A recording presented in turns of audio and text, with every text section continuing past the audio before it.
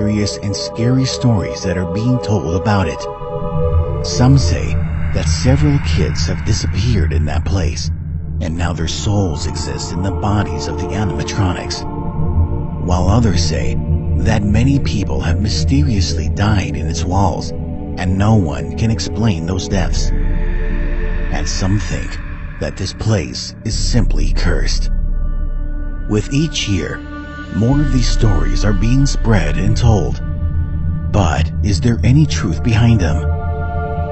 Well, if you want to find an answer to this question, we will have to travel back in time to the year 1987. That same year, when almost in every newspaper could be found an article about some strange incident titled Bite of 87.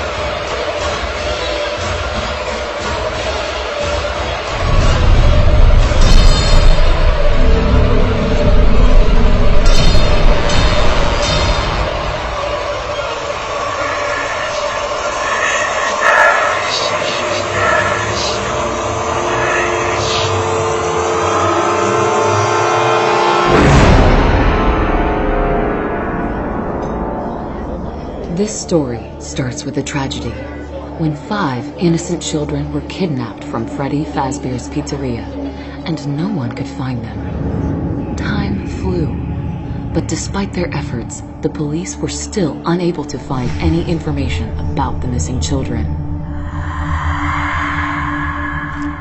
And then, one day, 3 strangers, who were driven by the same desire to uncover the truth, decided to start their own investigation.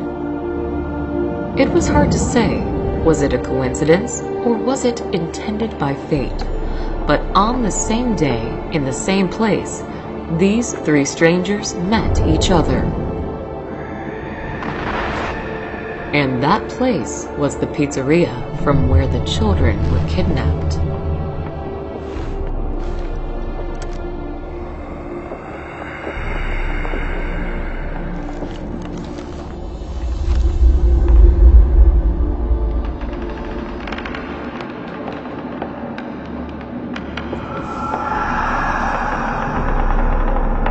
Among those strangers was a police detective by the name Brian Clark, the person who couldn't just witness the unsuccessful work of his colleagues and decided to start his own investigation off the book. Another stranger was a private detective by the name Jeremy Fitzgerald, a master of his craft who was hired by a mother of a missing child.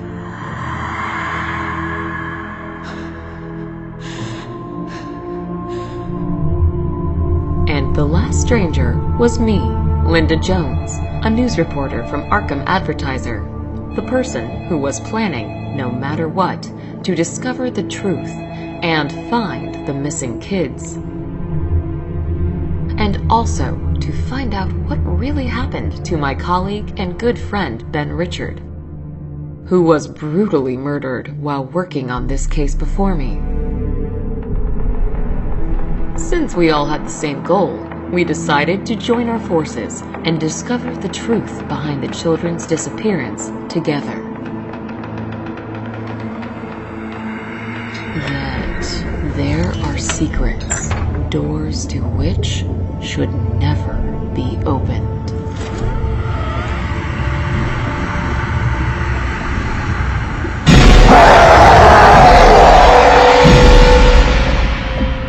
In total, our team consisted of 4 people. There was me, Brian, Jeremy, and Vincent. Vincent was a humble and quite unsociable man who was working for Brian. While being undercover, he was working as a day shift security guard at Freddy Fazbear's Pizzeria and was providing us with useful information. Our target was the owner of the pizzeria, Daniel Smith, or rather to say his office. Based on Vincent's information, there was a secret room located in that office, behind which we were expecting to find the missing children, or at least some information about them. To get in that secret room, you had first to press a hidden button beneath Daniel's table. That would set off a mechanism which would open a way to the locked door. A key to that locked door was always with Daniel Smith on his neck. Yet, that was not a big problem for us, as almost every lock could be easily broken. And, luckily, I was a specialist in that.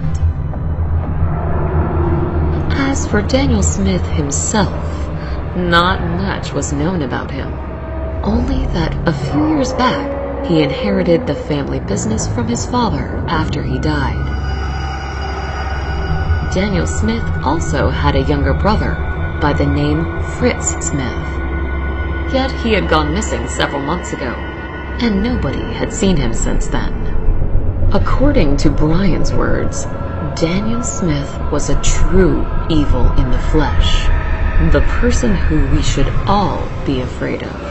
Brian used to interrogate him several times in the past, and based on his words, never in his life has he seen such an evil and dangerous look as he witnessed in Daniel Smith's eyes.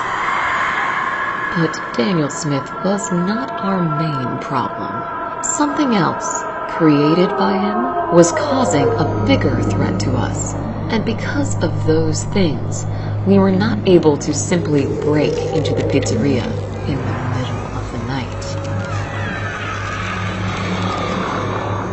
Hard to imagine how Daniel Smith was able to create those animatronics and make them freely move around the pizzeria during the night. But in case they saw someone, they would immediately attack him. Due to that, one thing was obvious. Getting in there during a night without any help from inside would be too dangerous. But we quickly managed to find a solution to this problem. Through the entire week, every night, we were actively making diversions near the pizzeria, and those kind of actions eventually would achieve their goal, as it forced Daniel Smith to hire a night shift security guard to look after the pizzeria and straight away inform him if anything happens. And thanks to our efforts, Jeremy was hired to this position as a night shift security guard. Yet, even though we now had our people inside, still, getting into Daniel Smith's office turned out not to be an easy task. Starting on the first night, everything went not according to plan. Jeremy said that it was too dangerous for me to get inside of the building, as he still could not understand how exactly those animatronics were moving around the pizzeria, and with what time frame.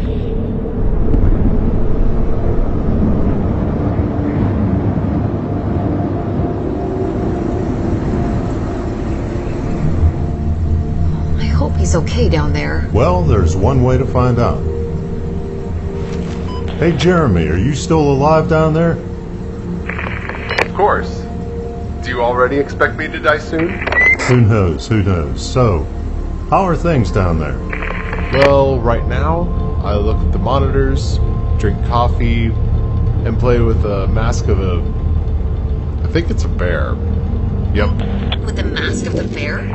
Yeah, I know. It might sound funny, but according to the pizzeria owner's words, If those animatronics see me, I have to put it on straight away, since then they will consider me as one of their own and won't try to attack me.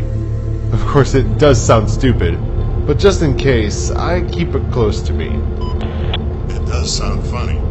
Anyway, keep us informed if something happens. Will do. Over. What do you think? Will we find those 5 missing kids in there? I hope. And by the way, there were actually 6 of them. 6? Yes, the boy named Timmy. It was a quite old and very complicated case, way before me. All I know is that missing kid, how to say this properly, he was not mentally healthy, and due to that, almost zero information was presented to the public. That is weird. I had done some research before, but haven't seen anything about the 6th one. This is strange. Trust me, I know the feeling. But we live in Arkham, and here, strange things are common. But don't worry, I bet soon we will find those kids, or at least some information about their fate. We just need to get into that room. We will. That's the spirit.